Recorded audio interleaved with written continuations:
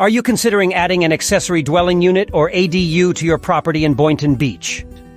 Understanding where ADUs are appropriate is crucial. Typically, they fit well in residential areas, but local zoning districts can vary significantly. It's essential to check these zoning regulations before proceeding. The approval process might involve neighborhood consultations and submitting detailed plans to municipal authorities. This ensures that your ADU project aligns with community standards and receives the necessary endorsements from local governing bodies. When planning your ADU, several key considerations come into play. One common question is, how many ADUs can you have per lot? Generally, regulations permit only one ADU per residential lot, but it's always wise to verify with local ordinances. The size of an ADU is another critical factor, often governed by specific area limitations. These limitations are typically dictated by a percentage of the main home's size or a maximum square footage, whichever is smaller.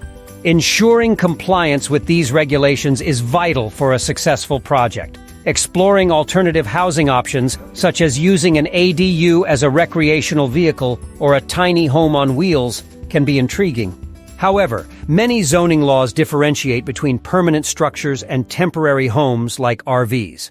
It's important to check if these innovative options are acceptable in your zoning district. Understanding these distinctions can help you make informed decisions about the type of ADU that best suits your needs and complies with local regulations. Considering the impact of an ADU on homeowners associations, or HOAs, and infrastructure is essential. HOAs may impose additional restrictions, so reviewing any applicable HOA rules governing renovations is crucial. Parking requirements also vary, often necessitating additional spaces per unit. This can significantly impact your planning and construction process.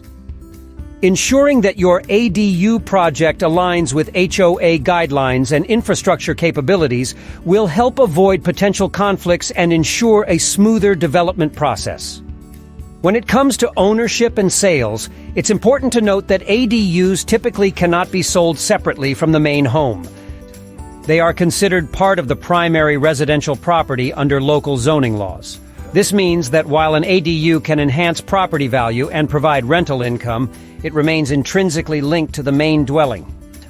Density and fee considerations are also vital when planning an ADU. Some jurisdictions enforce maximum density limits that impact the number of occupants or the footprint of additional dwellings. Understanding these limits is crucial for compliance.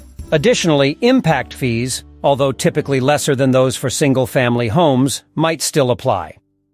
These fees are meant to support infrastructure usage and should be factored into your budget.